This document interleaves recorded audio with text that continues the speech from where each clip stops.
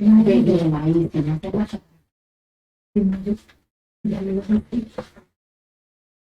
9:16 y Hebreos 9:25. Bienvenidos, queridos hermanos y hermanas, a este encuentro con la Santa Palabra de Dios. El Ministerio Cristo María abre su corazón una vez más para encontrarnos con cada uno de ustedes en el corazón de Cristo Jesús, a través de su Santa Palabra. Compartimos en esta jornada el tema La Reforma Protestante y Concilio de Trento con respecto a la Santa Eucaristía, de nuestro folleto número 284. La antítesis es la número 126. Compartimos esta reflexión con la comunidad María Auxiliadora para todo El Salvador y para el mundo entero. Le pedimos a Dios nuestro Señor que nos regale la gracia, su presencia amorosa, para compartir ese tema tan importante que nos tendrá que iluminar totalmente cómo realizar nuestra fe católica. Sellamos este lugar, sellamos esta transmisión con la sangre preciosa de Jesús, con los rayos de la divina misericordia. Cubrimos este lugar, nos cubrimos a nosotros con el manto purísimo de María. Suplicamos a San Miguel Arcángel que en el nombre de Jesús venga, defienda este lugar, saque toda contaminación, persona y espíritu que quiera interrumpir este encuentro de amor con nuestro Dios, con nuestros hermanos.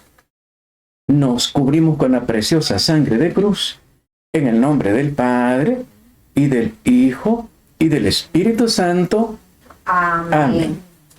Preguntaba a una hermana que le aclarara porque su pareja, que ha sido protestante, le decía que la cena nuestra católica es exactamente lo mismo que la cena protestante. Y me pedía algunas ideas precisamente para poder aclarar su fe católica. Muchos hermanos tienen este problema y por falta de formación piensan que la cuestión protestante pues es lo mismo. La gente dice es el mismo Dios, es la misma formación.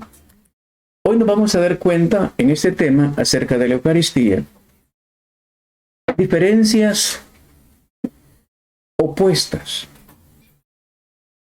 que hacen que no seamos en estos puntos lo mismo. Vamos a compartir el origen de esta reforma protestante, cómo se originó, cuáles fueron las razones que motivaron. Vamos a oír nombres como Ulrico Zwinglio, Savonarola, Calvino, Lutero, Melanchthon, Concilio de Trento. Vamos a oír todos esos nombres que tienen que ver con esta reforma protestante. En primer lugar, el origen. Después escucharemos a Lutero, Calvino, Melanchthon y por último el Concilio de Trento, dando algunas pistas acerca de la Santa Eucaristía. ¿Cuál es el origen? ¿Qué motivó a aquellas personas del siglo XV, del siglo XVI, a levantarse en contra de la Santa Eucaristía? Recordemos un detalle. El Catecismo de la Iglesia Católica indica que la Eucaristía es el origen y el culmen de nuestra fe. Si esto se cae todo. Por lo tanto, es necesario tener la idea muy clara. No es un tema más, es algo para saber defender con cariño, con ternura, con dulzura, saber defender nuestra fe. Porque la mitad, y lo decimos con todo respeto a las iglesias protestantes, y la iglesia protestante tiene ese nombre porque Martín Lutero protestó, por eso se llaman protestantes, no es un término peyorativo, Y las iglesias, pues, nos hacen creer que es lo mismo. Ciertamente habían algunos elementos que corregir, pero una cosa es corrección a tu hijo y no que tu hijo se vaya de la casa. Una cosa es que tengas que platicar con tu esposo y no que tenga que haber un divorcio. Son dos cosas diferentes. Es lo que pasó aquí. ¿Había problemas que corregir? Sí. Y fuertes. Pero eso no da autoridad para crear una nueva iglesia, romper el cuerpo de Cristo. Es precisamente lo que ha pasado. Vemos el primer punto, reacción antisacrificial del protestantismo naciente. Al ver el exceso de énfasis en el sacrificio de la misa de una manera un poco no oculta, la gente pensaba ver o sentir el saborcito de la carne de una manera literal. Pues entonces ellos comienzan a decir, no, eso no es correcto. Pero veamos de fondo la cuestión. Había un problema de los príncipes italianos con los príncipes alemanes. Problema muy antiguo. Y aprovecharon estas cosas para hacer la separación. Estos problemas todavía continúan ahora, aún dentro de la Iglesia Católica, por no tener una buena formación. Otro punto, la tendencia exageradamente sacrificial de la teología medieval. Esto es lo que produjo demasiado énfasis en el sacrificio. Y hay que aclarar, nos quedamos en las 14 estaciones, no llegamos a la 15. Ese es un problema católico, pero es un problema protestante también. Pues nos quedamos en el sacrificio y no pasamos a la resurrección, que es lo que le da sentido a la Santa Eucaristía y a la vida entera del cristiano. También se pide que sea en lengua vernácula, que sea en lengua de cada país. Este es un problema. Tenemos los datos. Se hizo una votación en el Concilio de Trento para que se hiciera en el idioma de cada país. Esto tiene sentido. El latín, por ejemplo, en nuestro tiempo ya nadie lo habla, a no ser los sacerdotes y los sacerdotes mayores. En lengua vernácula, para que cada quien entendiera. Se hizo votación, por 4 votos no se logró aprobar, se perdió, y hay que aceptarlo, perdimos 500 años. ¿Por qué? El latín, hemos nacido en el latín que no entendíamos. Cuando era un pequeñito yo me iba a la misa a dormir, era un niño de 5 años. Yo veía que el Señor estaba de espaldas al pueblo, hablando en un idioma que no entendía, me dormía. No misas por dinero. Ese es un problema que se dio cuando los lugares santos cayeron en manos de los musulmanes, ya no se podía viajar allá, hacían las peregrinaciones en vez de hacerlas allá para ir a pagar un pecado, lo hacían aquí y daban una ofrenda generosa. Eso fue un problema. Y entonces comenzó un comercio de esta situación, de las indulgencias. También se atacan las misas privadas. Ya no había comunión, que es el punto central de la Eucaristía, una vida comunitaria, sino que había misas privadas, cada quien tenía dinero, escogía un sacerdote y hacían una misa privada, y se perdió la vida comunitaria. Pero este problema también se le va a dar a la Iglesia protestante. Se pide no insistir en la palabra sacrificio. Ellos dicen, y aquí comienzan los errores protestantes, solamente asistir presencialmente, porque no puede volver a morir Jesús, es lo que vamos a ver con los textos. Y ese es uno de los errores más graves. Este problema del sacrificio lo van a reiterar Lutero, Calvino y los demás protestantes. Al quitarle la idea del sacrificio a la Eucaristía, se quedó nada más como una cosa, como un objeto que está ahí, al que hay nada más que ver, agradecer, pero no participar. No por los vivos y los difuntos, porque si Jesús murió una sola vez, ¿para qué estar haciendo misas que solamente son para presenciar y que no tienen valor por los difuntos? Además del concepto que tienen muchos hermanos que simplemente están dormidos. Dios, dice la Biblia, no es un Dios de muertos, sino de vivos. La gente que se murió está muy viva. Y toda la doctrina católica, por ejemplo, Santa Faustina, lo primero que le encarga, desde las primeras páginas de su libro, el primer encargo es que ores por los difuntos. Y lo dice Jesús a través del libro. Si supieran cuánto se sufre en ese lugar de tormento, que yo no quisiera, dice Jesús, mi misericordia no lo quisiera, pero mi justicia lo demanda, harían hasta lo imposible por sacarlos de ese lugar. Por lo tanto, una de las grandes obras de misericordia es orar por los difuntos, que los protestantes niegan. No para alejar pecado y aplacar a Dios. Ellos dicen, ¿para qué tiene que haber un sacrificio? Que ellos niegan. Como que Dios hay que contentarlo, como que se enoja. Claro que se enoja. Uno dice, ¿nunca leyeron el Apocalipsis? La ira de Dios. Y todos los profetas del Antiguo Testamento, Isaías, Jeremías, Ezequiel, etc. ¿Cómo pide Dios? Amós, por ejemplo, pide, ya no ofendan a Dios. La Virgen de Fátima dice en 1917, ya no ofendan a Dios, está demasiado ofendido. Pero está en la Biblia. ¿Cómo es que ellos niegan que Dios se enoja?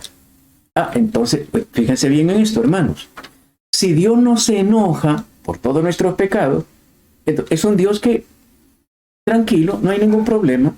Por lo tanto, yo puedo llevar mi vida sin ningún sacrificio, porque no hay que sacrificarse. Jesús ya pagó por mí, yo estoy listo para irme al cielo, puedo llevar la vida que sea en esta tierra. Ese es un problema gravísimo. Como no hay que sacrificarse, porque niegan el sacrificio, entonces puedo llevar mi vida de cualquier modo. De todas maneras, Él ya pagó, se lo agradezco, pagó en la cruz, yo estoy listo para irme al cielo. Y puedo robar, puedo mentir, puedo divorciarme, ellos admiten el divorcio, entonces tenemos un problema grave. Esto para que vayamos viendo la forma de entender ellos esta cuestión. Entremos en el primero de los reformadores. No fue el primero en el tiempo, pero fue el más notorio en su momento, Lutero.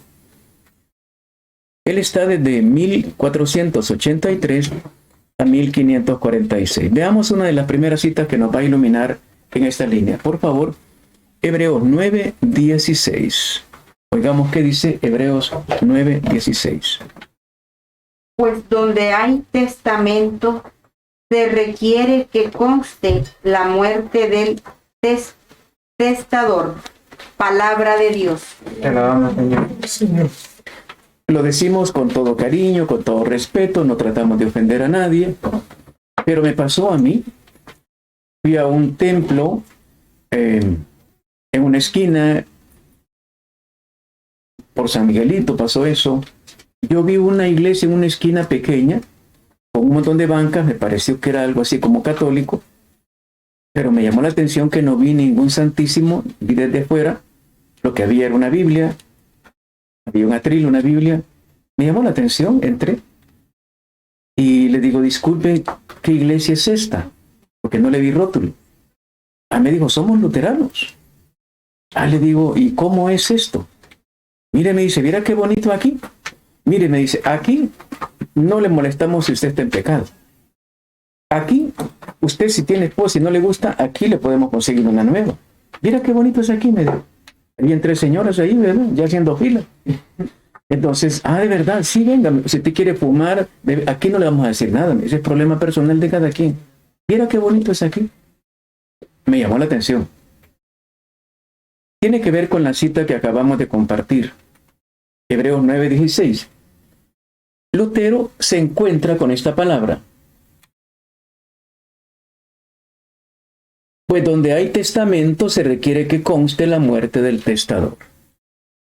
Lo primero que va a hacer Lutero es quitar la palabra sacramento y la va a sustituir por testamento. Él dice, cuando una persona va a recibir un testamento, no hace nada más que firmar y recibir.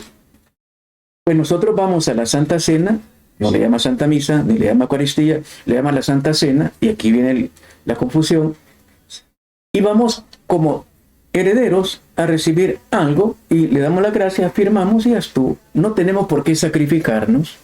El que se sacrificó fue el que nos dio el testamento, y se lo agradecemos. le firmamos, le aplaudimos y ya. Ese problema subsiste hasta el día de ahora en la iglesia protestante. Pero lamentablemente se nos ha pegado en la iglesia católica. Hay un montón de hermanitos, que Dios los bendiga, los ilumine, mandando mensajes todos los días: esta semana va a ser la mejor semana de tu vida, nada malo te va a pasar, tú crees en Dios, Dios es tu Padre, Él no te va a permitir que nada malo te pase. Esa es doctrina protestante, donde nosotros somos herederos de un testamento, que no tenemos que sacrificarnos en nada, solo firmamos, recibimos. Porque en el sacrificio yo me entrego, pero en el testamento yo recibo, nada más. Entonces, lo que tenemos que ver es, hay testamentos que requiere que conste la muerte del testador. ¿Y cuál es el testamento que tenemos en la Biblia? Pues eso, el Antiguo y el Nuevo Testamento. Entonces, fíjense lo que va a pasar. La palabra sustituye a la presencia eucarística. Ese es el gran problema. Por eso ustedes ven que los hermanos protestantes, ellos le dan un gran énfasis a la Biblia, que es muy bueno, por supuesto, pero sustituyendo la presencia real de Jesús. Para ellos el testamento es la palabra. Ellos se basan en esta palabra, que por supuesto es Dios, pero para sustituir la presencia real, cuerpo, sangre, alma, divinidad, de la Santa Eucaristía. Y él va a insistir en esto del testamento. Recordemos que Lutero tiene 3 etapas. Esto significa que no fue una iluminación de Dios, clarísimo. Tiene 3 etapas que van en progresión. No fue algo que se dijo de un solo. Dios habla de un solo, no por etapas. No va a dar una formación, sobre todo eucarística. No es que cuando Jesucristo instituye la Santa Eucaristía la dio por etapas, la dio de un solo. Que hay diferentes elementos, ese es otro lío, pero todas fueron dichas de un solo. La palabra sustituye al rito. Él va a hablar de la triple cautividad. ¿Qué es eso de la triple cautividad? ¿Por qué dicen ellos, porque dice Lutero, tiene que darse en una sola especie? Tiene que darse en las 2. Pero hombre, si es un estadio de 50,000 personas, llevar el cáliz es un problema de logística. Y van a andar como 10,000 personas ahí o 5,000 personas con el cáliz y la hostia. Imagínense el problema que se puede dar. Se caen gotas de vino, se pierden pedacitos de Eucaristía. Esa es una de las primeras cosas. ¿Por qué empleamos la palabra transustanciación? Dice él. Se cambia, esa sustancia se cambia en el cuerpo y la sangre del Señor. ¿Qué sucede? Pero ellos la rechazan porque rechazan el sacrificio. Es una cautividad, dicen ellos. Entonces tenemos que ver cuáles son esos elementos que van dando. Y el tercero, que es el más notorio, ¿por qué utilizan la palabra sacrificio? Si ellos dicen aquí, lo que aparece en la palabra testamento, ellos dicen una cosa. La palabra sacrificio no existe en la Biblia. Es posible que no exista la palabra celular tampoco, o vehículo, o televisión, teléfono, etc. Pero existen, son una realidad. Y todo lo que hizo Jesús en su pasión fue un sacrificio o no fue sacrificio. Sino cómo lo entendemos. Que no exista la palabra, pero existen las ideas, el hecho concreto. Morir de esa manera, pues es un sacrificio. Cuando alguien se excede en algo, le cuesta algo, es un sacrificio. Y a Jesús le costó muchísimo. Eso para tener un poco de idea, la triple cautividad tan famosa de Martín Lutero. No a la transustanciación, una sola especie, no a la misa como sacrificio. Veamos otra cita bíblica que nos va a ayudar a entender estas diferencias. Hebreos 9:25. Y no para ofrecernos a sí mismo repetidas veces, al modo como el sumo sacerdote que entra cada año en el santuario con sangre ajena. Palabra de Dios. Alabamos, Señor. Y no para ofrecerse a sí mismo, está hablando de Jesucristo, repetidas veces. Y lo compara con el Antiguo Testamento, al modo como el sumo sacerdote que entra cada año en el santuario con sangre ajena, sangre de animales. Claramente el Nuevo Testamento supera al Antiguo, eso es claro. Pero ellos se van por otro lado. ¿El sacrificio de Jesús es irrepetible? Sí, irrepetible, porque Él muere de una sola vez para siempre.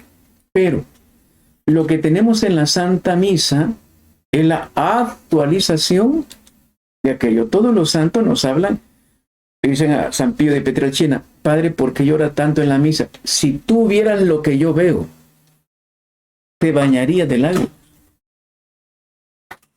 Y todos los santos han tenido esa gracia de entender que ahí es el Monte Calvario, una vez más.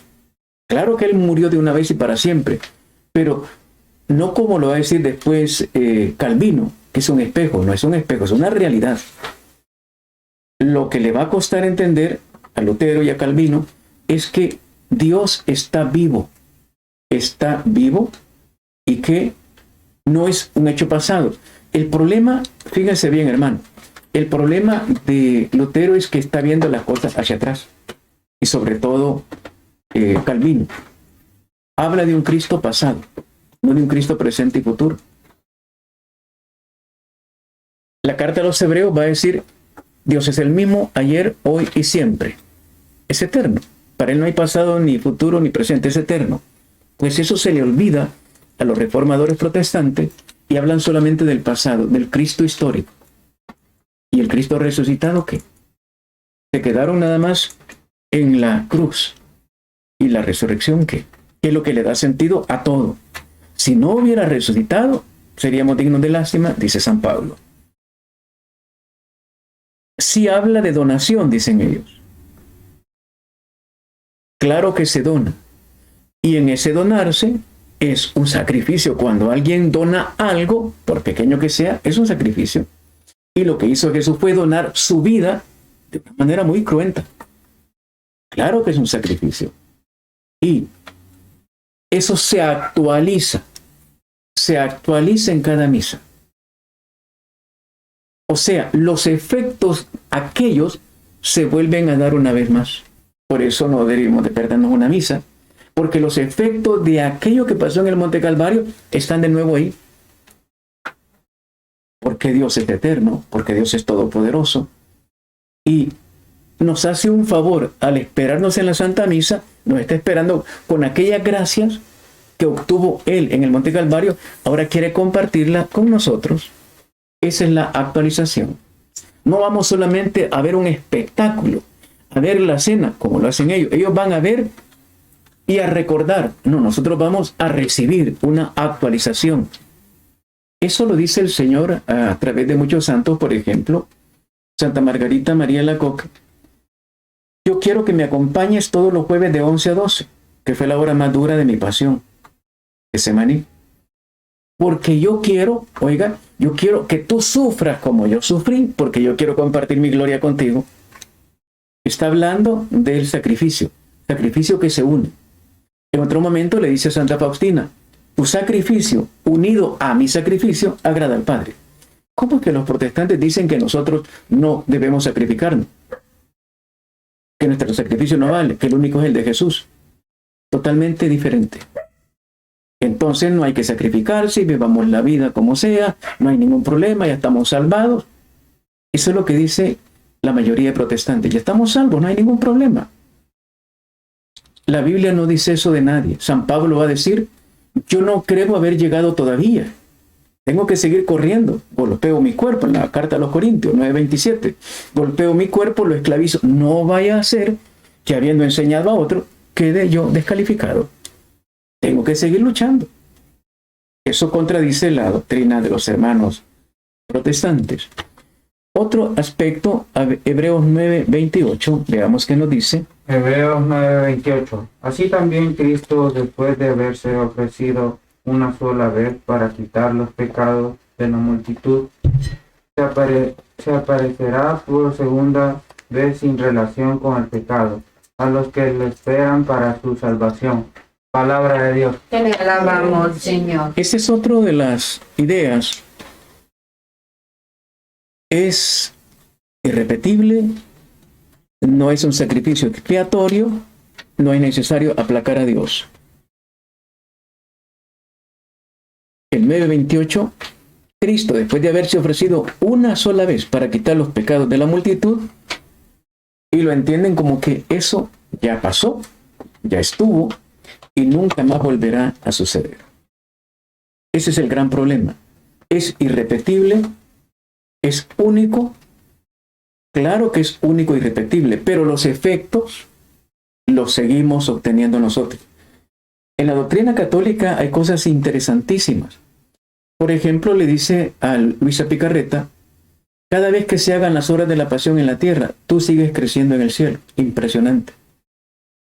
Claro que el sacrificio fue único, pero los efectos continúan.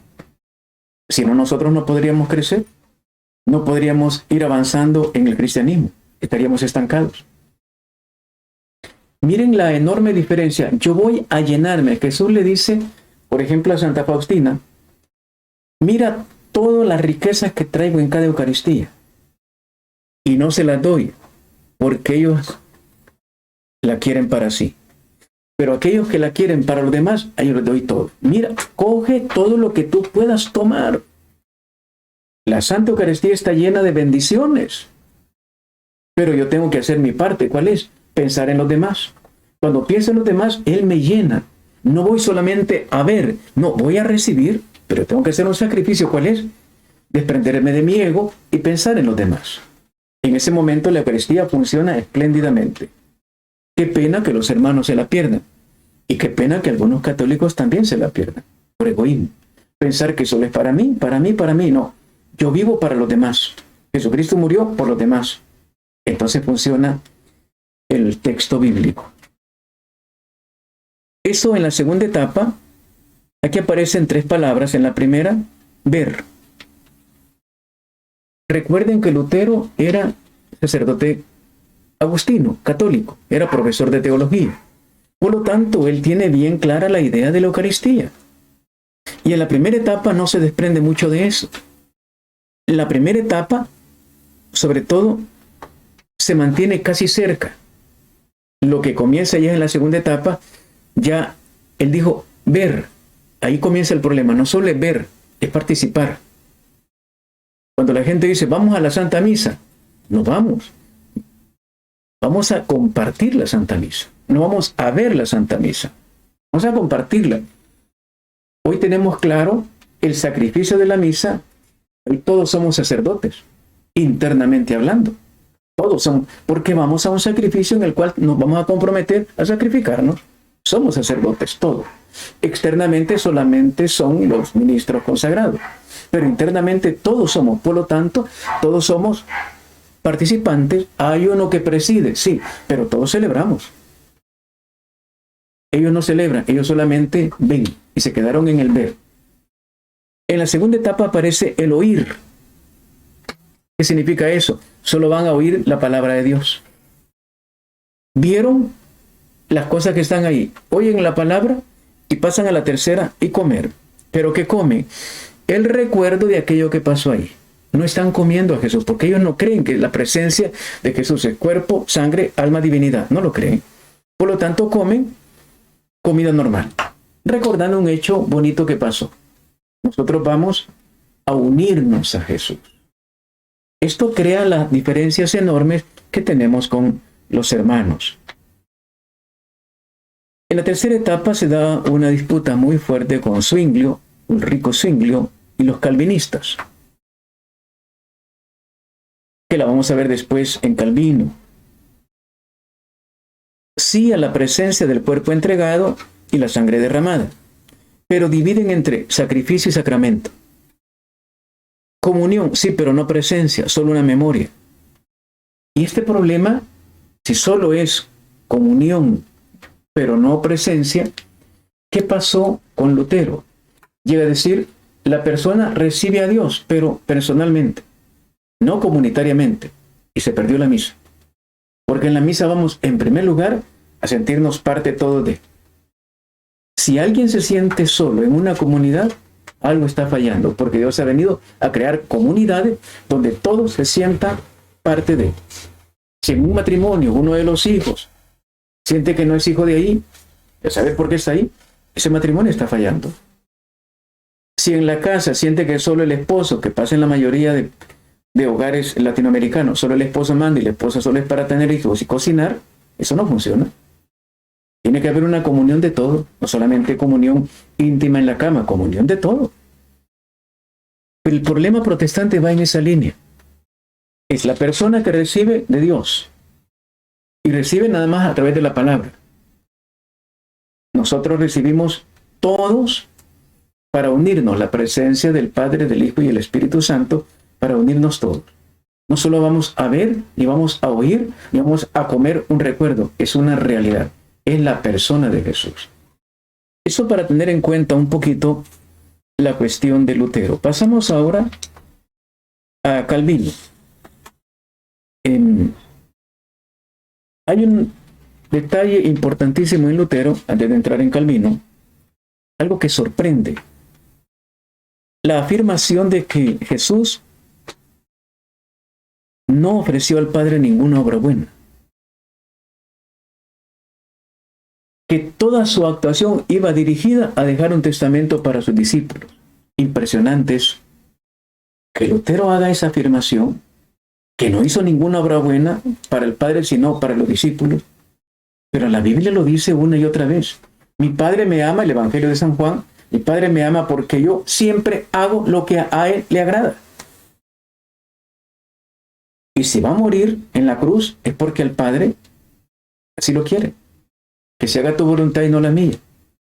No es solamente con la mirada en los discípulos, es sobre todo, por obediencia al Padre, por amor al Padre. ¿Cómo es que no hizo ninguna obra buena en favor del Padre? Mi Padre me ama porque yo siempre hago lo que a Él le agrada. Y lo repite una y otra vez. Sobre todo un texto que no se menciona en estos hermanos es el Evangelio de San Juan, que es el más claro, donde Jesús se sacrifica totalmente. Capítulo 17 de San Juan dice, Padre, glorifica a tu Hijo, porque ha llegado el momento en que yo te glorifique a ti. ¿A dónde? En la cruz. Y en el 18 comienza la pasión. Uno dice, ¿por qué se lo brincaron estos textos? Entonces, son detalles que tenemos que observar y para tener una respuesta clara. Pasemos ahora a otro de los señores protestantes, Calvino. Hubo una controversia muy fuerte entre Lutero y Calvino. Calvino es un poquito más ordenado en su pensamiento, pero siempre es igual negando, se unen en que niegan la palabra, la idea del sacrificio. Hebreos 7, 24. Veamos qué nos dice Hebreos 7. Pero este posee un sacerdocio exclusivo, porque permanece para la eternidad. Palabra del Señor. Te alabamos, Señor. Aquí habla de un sacerdocio exclusivo, porque permanece para la eternidad. Pero ellos sacan la idea, cabal, el único sacerdote se llama Jesús, ¿por qué no tienen que haber sacerdotes de ningún tipo? Cuando utilizamos el texto, recuerden las tentaciones de Jesús, Mateo 4, Lucas 4, el mismo enemigo utiliza la palabra de Dios en contra de la palabra de Dios, de Jesús. ¿Cómo el texto bíblico se puede utilizar para decir cosas que el texto no dice? Depende cómo yo la utilice. Sacamos del contexto y nos sirve de pretexto para decir lo que la Biblia no dice. Utilizan el texto, pero con un pensamiento ya definido, que apoye la idea que ellos ya tienen. Es bien peligroso. Como ellos dicen, ¿por qué tienen que haber curas, sacerdotes? Sí, aquí dice, ve, solo hay un sacerdote exclusivo. Y lo sacan en esa idea para decir, no tendrían que haber sacerdotes.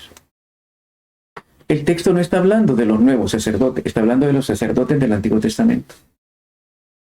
Porque en este momento los sacerdotes del Nuevo no existían todavía en la carta de los Hebreos.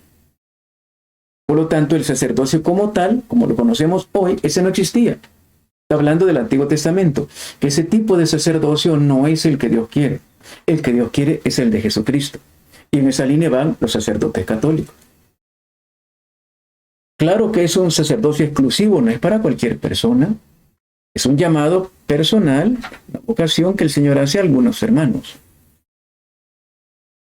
Permanece para la eternidad. Un sacerdote, si renuncia a su calidad de sacerdote, sigue siendo cura por toda la eternidad. Y ese es un problema gravísimo. Puede dejar de oficiar misa, porque se casó, se salió, lo que sea, pero él no deja de ser cura. Y ese es un problema.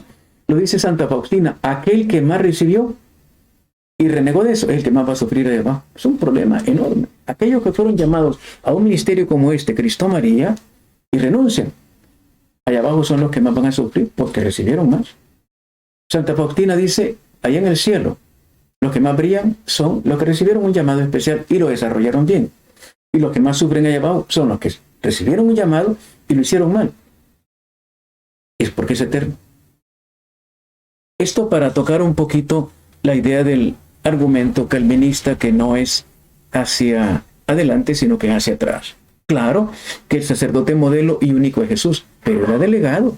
Si no veamos a San Pablo cómo lo va delegando a Pablo y a los 11, que después fueron 12, y San Pablo ordena, le pone las manos a Tito y Timoteo para que a su vez, lo dice con claridad el texto, ustedes pongan las manos a otros, que a su vez las pongan a otros. Se llama la sucesión apostólica.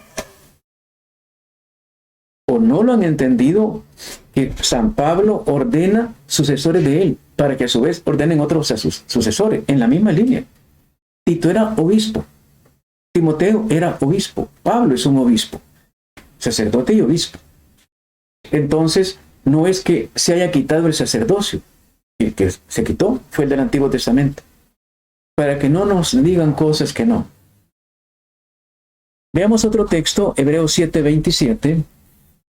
Que no tiene necesidad de ofrecer sacrificios cada día, como aquellos sumos sacerdotes, primero por sus propios pecados, luego por los del pueblo, y esto lo realizó de una vez para siempre. Palabra de Dios. ¿Cuál es el problema que están atacando aquí? Un problema que es muy sentido para los protestantes, la justificación por las obras. Que nadie se justifique por lo que hace.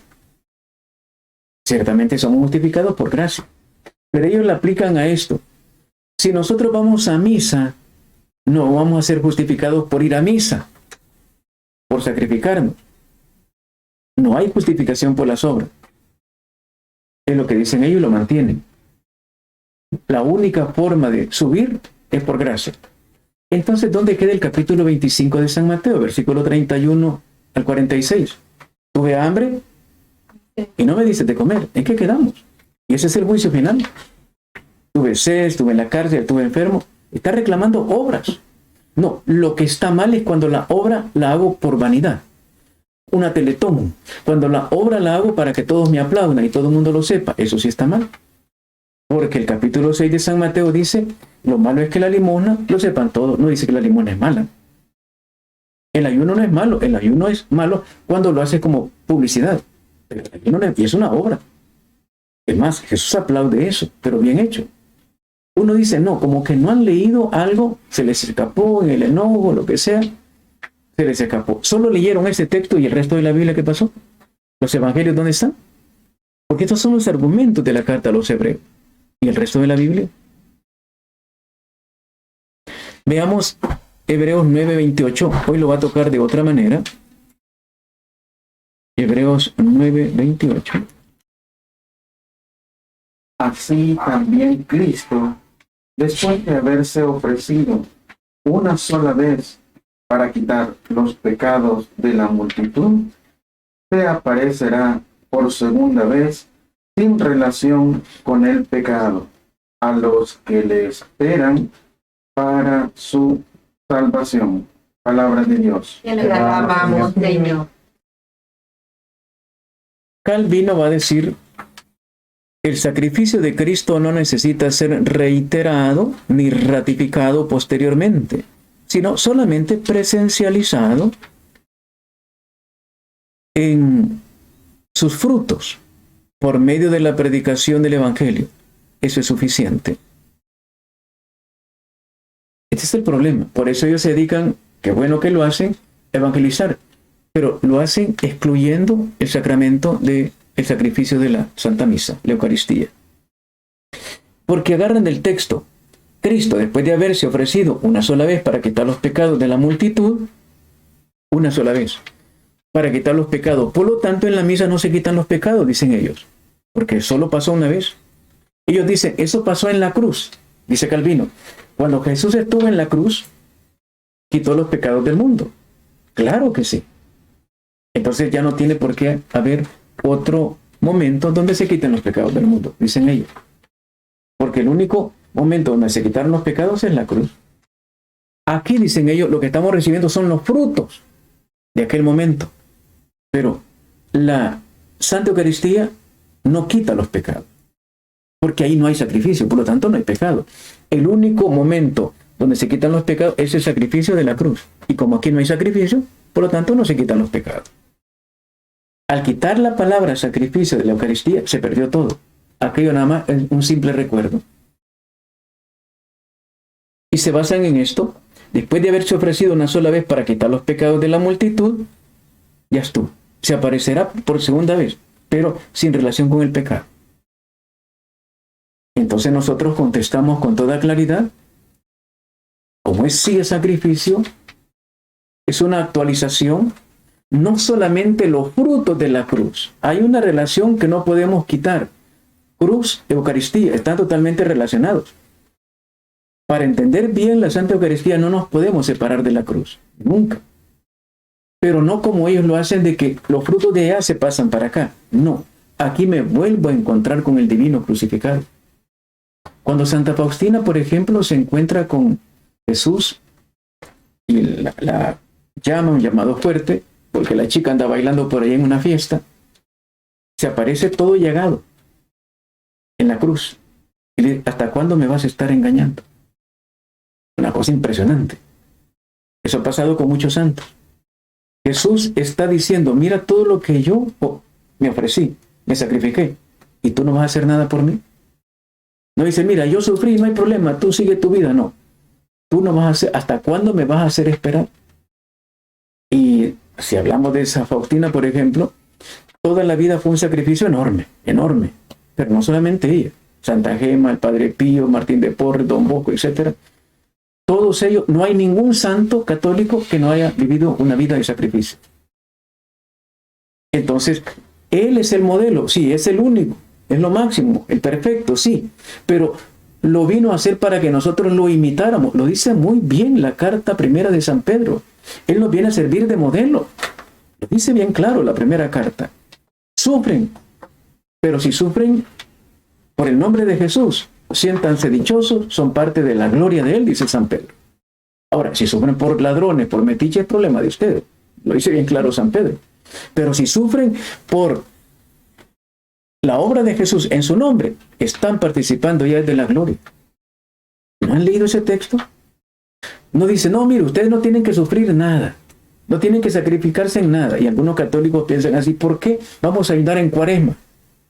Si el sacrificio no tenemos que hacerlo. Momento. Jesucristo ayunó para servirnos de modelo, no solamente para que lo admiremos. Él no está en una vitrina. Mirá qué bonito Jesús, cuánto hizo, ¿verdad? Mirá cómo sufrió, sí, ¿verdad? Qué bueno que ya pagó por nosotros. Qué bueno, gracias Jesús, muy amable. No. La gran queja de Jesús. El mundo está mal, guerra Ucrania, guerra Rusia, Grecia, China, etc. Está mal porque se han olvidado de mi pasión. Se han olvidado de imitar mi estilo de vida. Se pasó 30 años preparándose para el encuentro con la cruz. Pero no para que lo veamos, sino para que lo imitemos. Y todos los santos, bendito sea nuestra iglesia, una, santa católica y apostólica, es una imitación, un seguir el libro famoso Imitación de Cristo. Entonces, la misa, el sacrificio eucarístico nos lleva, nos a recibir esa fortaleza, esa gracia para poderlo imitar. Porque si no, no lo podemos lograr.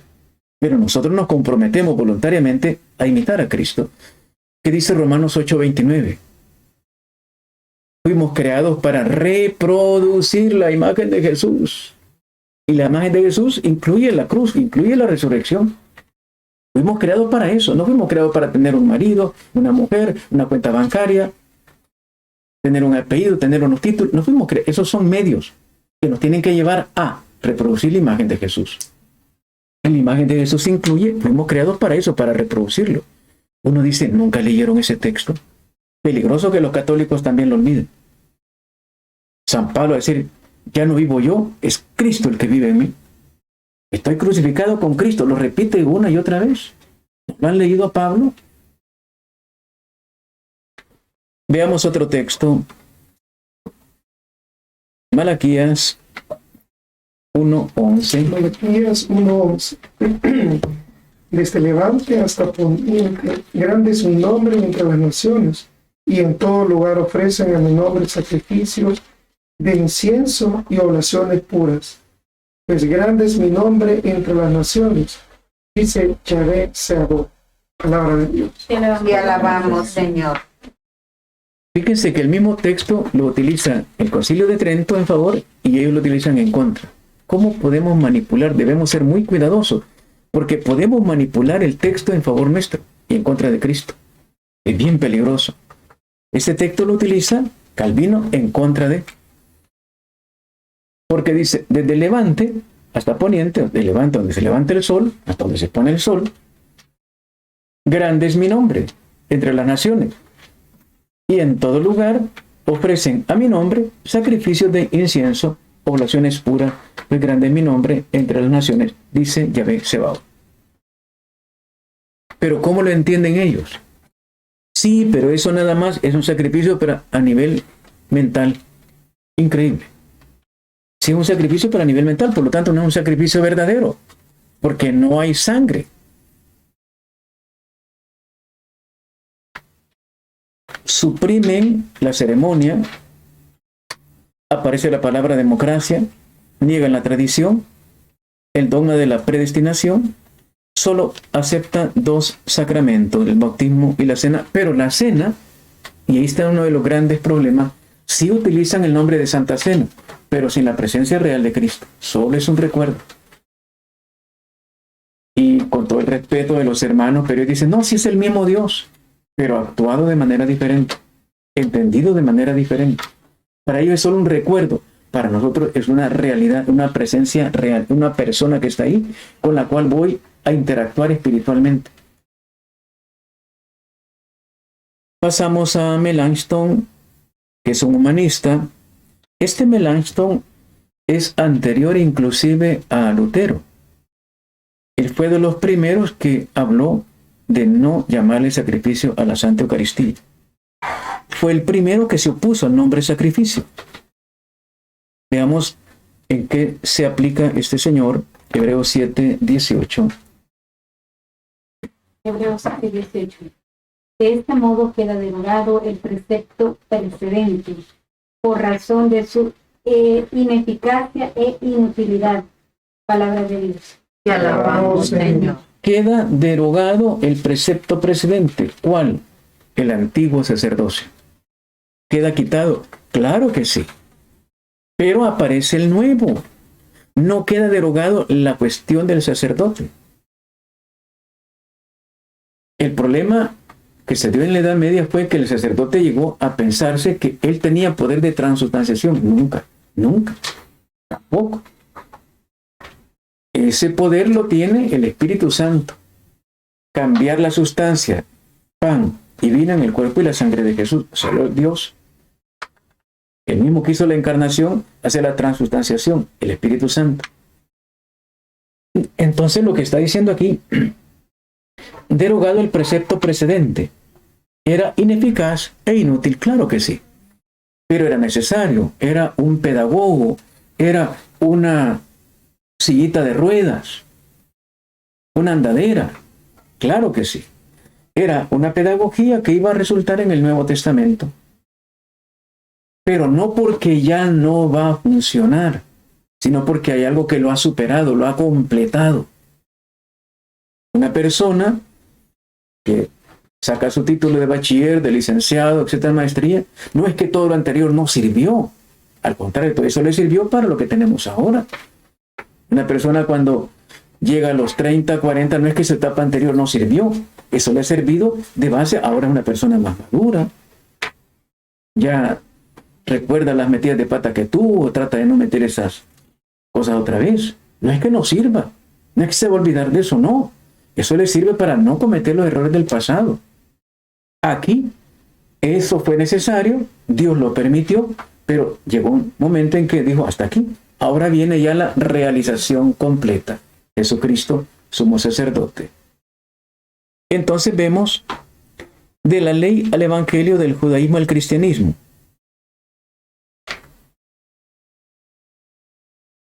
Cuando él piensa o dice que la Eucaristía es un pasar del judaísmo al cristianismo, dice, pero si aquello ya pasó, ¿por qué tenemos que seguir con aquello?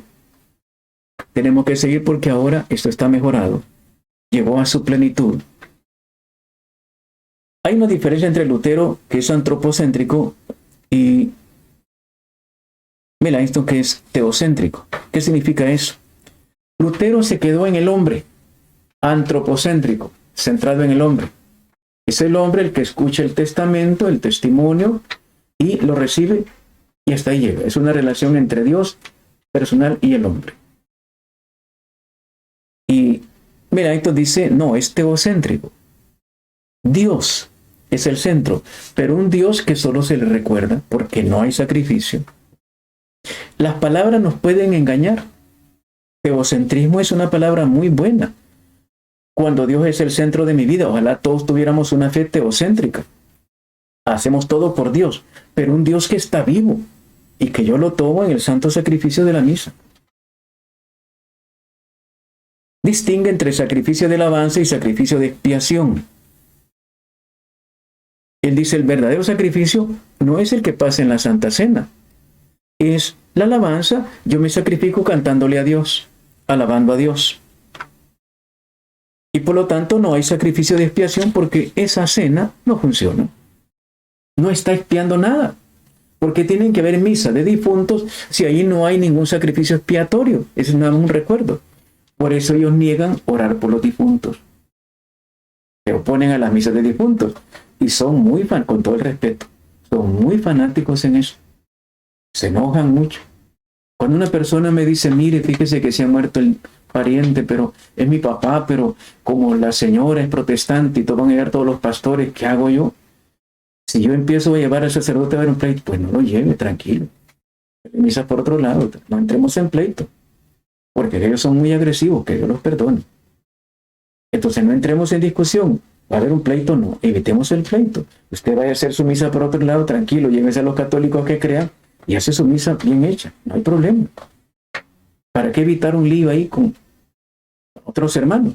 Porque ellos niegan, ¿para qué vamos a estar rezando por un muerto? ¿Para qué ofrecer misa por un muerto si en la misa no hay ningún valor? Solo es un recuerdo. Es increíble, ¿verdad? Excluye sacrificio de alabanza. Llega a ese término, que la alabanza sea realmente un sacrificio, lo niega al final. Una de las cosas que tenemos que tener en cuenta es que estos reformadores no pensaron de una vez en la idea, la fueron madurando y a veces fueron retrocediendo o avanzando, de acuerdo a las circunstancias que estaban teniendo. Entonces se ve que no había una coherencia en el pensamiento, no había una evolución real, sino de acuerdo a lo que estaba funcionando la cosa, avanzaban o retrocedían. No es correcto. Una sola idea, avanzando, es lo correcto. ¿La revelación es progresiva? Sí, pero no es brincando hacia atrás, hacia adelante, hacia los lados. Entremos ahora a Daniel 12:1, Daniel 12:11. Daniel 12:11. ¿De qué nos va a hablar Daniel 12:11? Desde el momento que se suprima el sacrificio permanente y se instale el ídolo maldito, pasarán 1290 días. Palabra de Dios. Te alabamos, Señor. ¿De qué nos habla este texto? Desde el momento en que se suprime el sacrificio permanente, se instala el ídolo maldito, pasarán 1290 días. Este texto utilizado por los hermanos protestantes dice, ahí dice bien claro, se suprime el sacrificio. Pero está hablando en el Antiguo Testamento, 150 años antes de Jesús. Tenemos que ser muy finos, conocer esto. ¿De qué está hablando el libro de Daniel? Desde el momento en que se suprime el sacrificio permanente, el sacrificio que había ahí, del Antiguo Testamento, y se instala el ídolo maldito, el símbolo de los romanos. Primero el símbolo de los griegos, porque era Antíoco Epífanes. Estaban poniendo la estatua de Zeus, el ídolo maldito. No está hablando de quitar la Santa Eucaristía. Está hablando de un hecho pasado, histórico. 150 años antes de Jesús. Instalaron a Zeus y dice, cuando pongan ahí, entonces viene el final. Pasarán 1290 días y después se acaba. Porque Dios va a tomar cuenta de eso. Quitaron el candelabro de los 7 brazos, el sacrificio que había, y pusieron un ídolo maldito, Zeus. No dice Dios, aquí hay que terminar con eso. Y los griegos terminaron siendo expulsados. Esa es la historia. Para nada no aparece todavía la Santa Eucaristía. No está hablando de un hecho futuro. Hay que ser muy finos porque si no nos meten gato por liebre. Como cuando hablan en el Apocalipsis, la gran ramera, la Iglesia Católica, no existía. No existía la Iglesia Católica. En el año 100, que fue escrito el Apocalipsis, no existía. Por lo tanto, no está hablando. Está hablando de un hecho pasado, que era Roma. Roma sí existía. Tenía cientos de años de existir. Y esa es la gran ramera del Nuevo Testamento. Si no sabemos defender nuestra fe, al ratito estamos por otro lado. ¿Qué va a decir el Concilio de Trento? Recordemos que fueron varias etapas, 1545, 1547, en la primera sesión, después 1551 al 52, y después la tercera, 62-63. Uno de los aspectos que podemos decir del Concilio de Trento, intentó dar respuesta a esto. Pero lo que sabemos ahora es que no lo hizo totalmente. ¿Por qué? Porque una de las cosas que faltó fue basar toda su argumentación en la Biblia. Cuando yo me baso en que yo pienso, en que yo creo, pues eso no es razón bíblica. Son los textos. Y hay una cantidad enorme de textos bíblicos para entender bien lo que aquellos entendieron mal. Y esa es nuestra gran tarea. Por ejemplo, todo el Evangelio de Juan no lo tocaron. Ni lo tocaron aquello, ni lo tocaron esto. Y es la gran razón para entender la pasión de Jesús como sacrificio. Y la Eucaristía como sacrificio. Entonces, cuando nos brincamos textos fundamentales, nos perdemos. Pero dijeron, rechaza la tesis de 2 sacrificios distintos, que es lo que proponían los protestantes. Lo rechazaron. Qué bueno. El sacrificio y el sacerdocio sobrepasa a todo otro sacrificio y a todo otro sacerdocio. Qué bueno, clarísimo. Él está hablando del nuevo que supera al anterior. No lo destruye, sino que lo supera. El sacrificio de Jesús sucedió una sola vez en la cruz. Eso es correcto. Ahí estamos de acuerdo, no hay nada que decir. Pero lo que se les olvida a aquellos es que se actualiza hoy. No es los frutos de aquello que ahora lo referimos y yo no hago nada, solo lo recibo como testamento. No. El sacrificio no se extingue en la cruz, es eterno y continúa en la iglesia. Clarísimo que sí. Pablo nunca vio a Jesús en vida, lo ve resucitado. Y Jesús le explica, le pide y le ordena que vaya a continuar la obra. ¿Es que la obra terminó con Jesús? No. Continuó con los 12 apóstoles. Y Pablo y los suyos. Y la vida de Pablo fue una vida increíblemente sacrificada. Lo sabemos.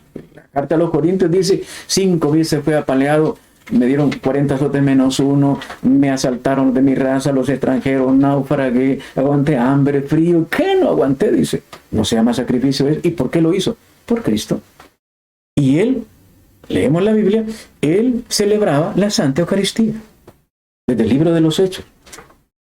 ¿Y qué quedamos? Su vida era un sacrificio permanente. Hasta finalizó le cortaron la cabeza. Es eterno y continúa. Es eterno. Si es eterno es porque continúa, está vivo, está vigente. Si es eterno. Memoria, representaciones, aplicaciones son las palabras claves. Pero entendido, memoria no es rememoración mental. Es un acontecimiento mismo. Aquí hay que entender bien porque el mismo término lo utilizamos de manera diferente. Estoy recordándome. No, yo me acuerdo de mi abuelo. Sí, era bien buena gente. No es ese tipo de memoria. Es una actualización, un hecho que se vive porque está vivo el Señor y Él quiere penetrar en nuestro cuerpo para hacer de nosotros otros Cristos. Sino como se cumple Romanos 8:29. Fuimos creados para reproducir, no para recordar a Jesús, para reproducir. ¿Y cómo lo logramos? Que Él entre en nosotros. No hay otra manera. Representación no es imitación, es actualización. Aquí está la palabra clave. No es imitar. No, ese sería mi esfuerzo personal. Voy a tratar de imitar a Jesús. Nunca lo vas a lograr. Es el problema de las personas muy intelectuales, muy académicas. Se sientan en un escritorio y comienzan a tratar de entender la Biblia. Nunca la van a entender. Esta es cuestión de gente sencilla, gente pequeña, gente humilde. Que, Señor, de mí lo que tú quieras, María. Y el Señor dice, como no, hijo, ahora voy a hacer de ti un gran santo. Pero es Él el que penetra. El sacrificio no es una imitación, es una actualización. Veamos Hebreos 5:1. Hebreos 5:1. ¿De qué nos va a hablar? Porque todo sumo sacerdote es tomado de entre los hombres y está constituido en favor de los hombres, en lo que se refiere a Dios, para ofrecer dones y sacrificios por los pecados.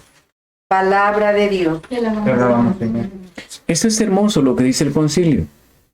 ¿El sacrificio de Jesús se prolonga en los sacerdotes? Sí, lo vemos en San Pablo, clarísimo, está en la Biblia. Él pone mano y le dice a Timoteo, cuidado, no ponga manos a cualquiera. Esto es muy serio, muy delicado. Pero a los que sean dignos, dale la mano para que continúen la obra. Se prolonga en los sacerdotes y Jesús se da como oferente. Si se da como sacerdote, porque da lo sagrado. Sacer significa sacer, sagrado, dote, dar. ¿Y quién es lo sagrado? Jesús. Esos son sacerdotes.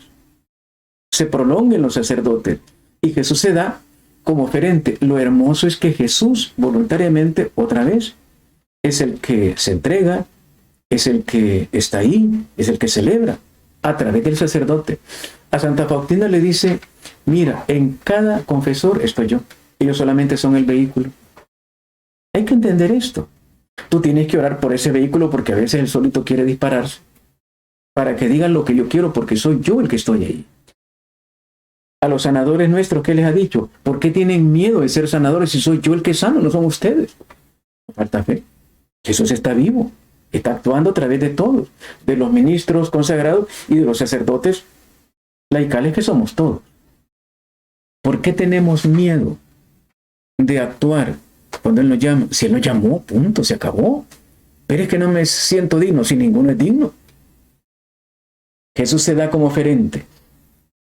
¿La misa tiene eficacia expiatoria? Sí.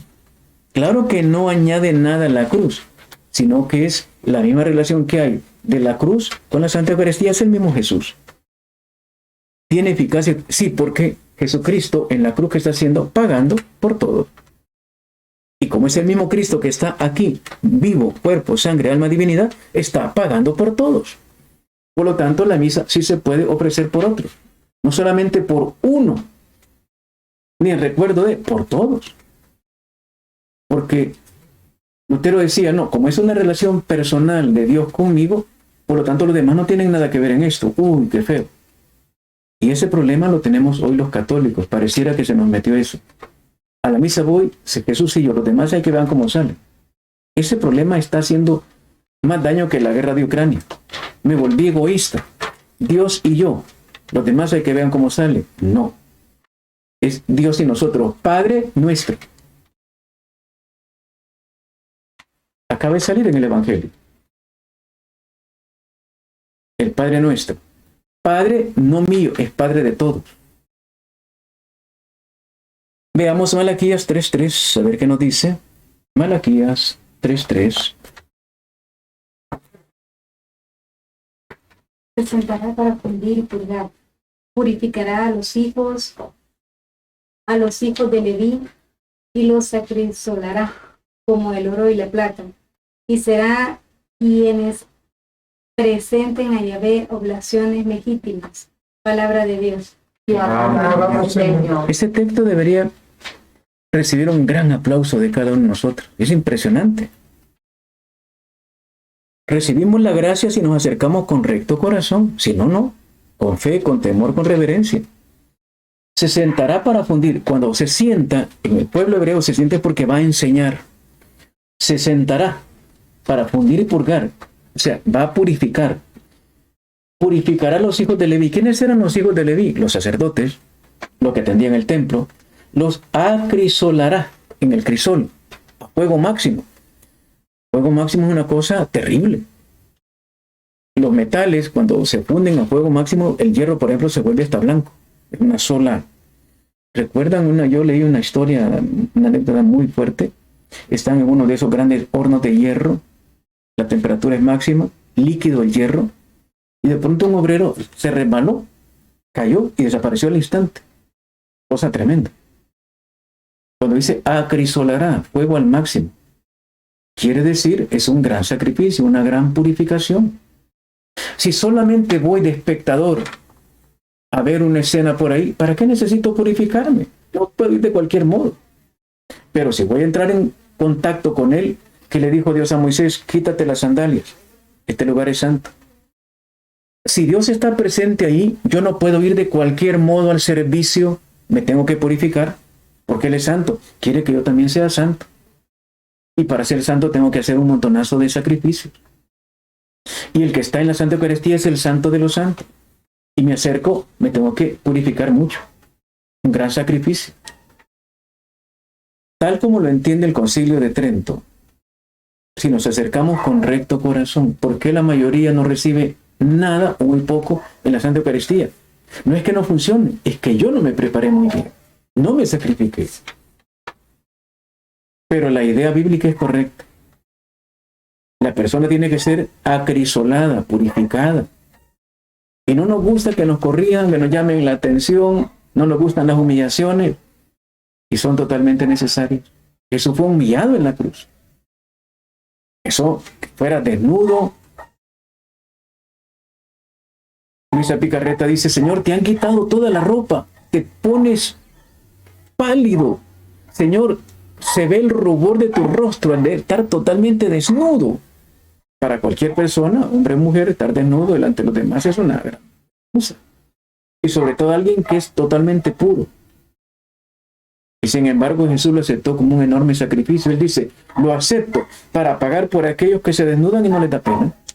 Lo dice a través de Luisa Picarreta. Un gran sacrificio. Pues la persona que se presenta delante de Dios tiene que hacer grandes sacrificios. Veamos cómo termina este hermoso estudio. Primera de Pedro 2:5.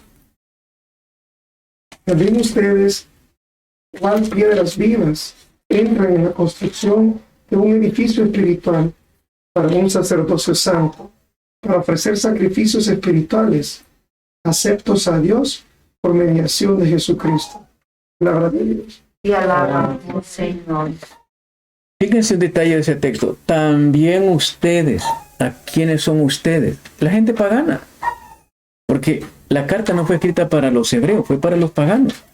También ustedes, cual piedras vivas, entren en la construcción de un edificio espiritual para un sacerdocio santo. No que dicen los protestantes que ya no pueden haber sacerdotes, pues. Aquí dice sacerdocio santo. Para ofrecer sacrificios, ahí está la palabra sacrificios, espirituales. Claramente no son carnales como en el Antiguo Testamento, pero son sacrificios espirituales, agradables a Dios, por mediación de Jesucristo, que es el modelo. Clarísimo el texto. Aquí adelante, en la carta de San Pedro, en el capítulo 4, 12. Dichosos los que sufren en Cristo. Que no hay que sufrir, ¿no dicen los hermanos que no hay que sufrir? Dichosos los que sufren por Cristo. Queridos, no se extrañen del fuego que ha prendido en medio de ustedes para probarlo, como si les sucediera algo extraño. Alégrense en la medida en que participan en los sufrimientos de Cristo. Entonces lo que tenemos en la Santa Eucaristía son los sufrimientos de Cristo, actualizados. La persona, como Él es ayer, lo dice la carta a los Hebreos, ayer el mismo hoy, el mismo siempre, por lo tanto, Él se presenta en su manera de sufrir. Y cada pecado nuestro hoy lo hace sufrir como que estuviera en la cruz. Se sufrir normalmente. No es que ya sufrió y dejó de sufrir, no, Él sigue sufriendo. Cuando los Cristos de Cochabamba, por ejemplo, la Virgen allá en Italia, lloran sangre, no es un accidente. Es lo que realmente está pasando en el corazón de María y en el corazón de Jesús. ¿Y por qué sufren ahora? Por nuestros pecados. No es que sufrieron atrás y ya no siguen sufriendo ahora. Entonces, cuando vamos a la Santa Misa, vamos a un Cristo que sigue sufriendo. Y aquellos efectos de la cruz vuelven a aparecer ahora vivos para nosotros, porque es el mismo ayer, hoy y siempre. Está vivo por la resurrección, pero sigue sufriendo igual por nuestros pecados actuales. Pero Él quiere, así como venció en la cruz, que ahora nosotros seamos vencedores en la Santa Eucaristía, comiéndolo a Él, su cuerpo, su sangre, su alma y su divinidad. Queridos hermanos, ha llegado el momento de darle un valor de primer nivel a nuestra Santa Eucaristía. Y tenemos que saber defender esto. Significaría, qué gratitud, decía un hermano luterano, si yo creyera de verdad que Jesús está ahí, vivo, como ustedes dicen, cuerpo, sangre, alma, divinidad, si yo lo creyera, iría de rodillas. No iría como ustedes que van platicando en la cola eucarística, van saludando, tomándose fotos, era una selfie. No, yo iría de rodillas llorando de alegría, de gratitud. Yo veo que ustedes van platicando, dice ahí, saludando a medio mundo. Nos critican. Entonces ni ustedes creen, por lo tanto no existe. Qué terrible la deducción. El mal testimonio nuestro. Pero que existe, existe. Y a través de los 2000 años de cristianismo hemos visto que sí, esta es una hermosa realidad. Ahora son los tiempos finales, lo dice el Señor, tiempos finales, es el momento, esta Eucaristía será de las últimas cosas que el demonio, que el Señor lo reprenda, quiere destruir. Porque Él sabe que aquí está la fuerza. Él cierra las iglesias, se perdió la Eucaristía y se perdieron los santos, los cristianos auténticos. Porque a pura inteligencia no lo vamos a alcanzar, lo tenemos que comer a Él. Aquí y ahora. Padre eterno, te damos las gracias por esta formación, por tu presencia entre nosotros. Señor, gracias de corazón, de verdad, gracias. Diles que no están orando suficiente.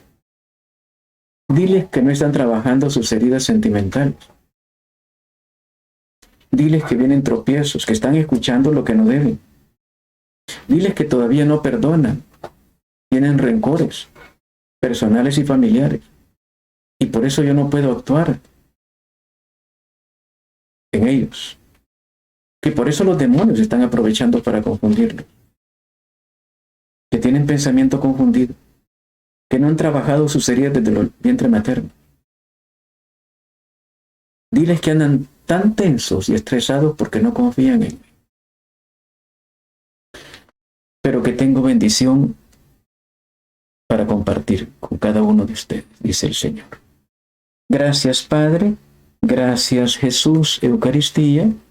Gracias, Espíritu Santo, que haces posible la transustanciación. Gracias, Mamita María, Madre del Dios Eucarístico. San José, protector de la Santa Iglesia.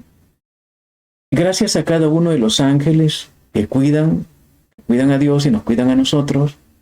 A los santos que han vivido la santa presencia eucarística. Gracias a las almas del purgatorio que también ellas van camino del cielo. Unidos al Papa Francisco, la Iglesia militante, a la cual nos unimos desde aquí, con cariño, con afecto, con devoción. Señor, sánanos, ya que tú has hablado de un montón de problemas que tenemos, te pedimos que eso que has mencionado y lo que no has mencionado, por misericordia, sea sanado en cada uno de nosotros. Te lo suplicamos, en el nombre del Padre, y del Hijo, y del Espíritu Santo. Amén. Y los hermanos que se van a comprometer a defender su fe, se comprometen con un aplauso a Jesucristo el Señor.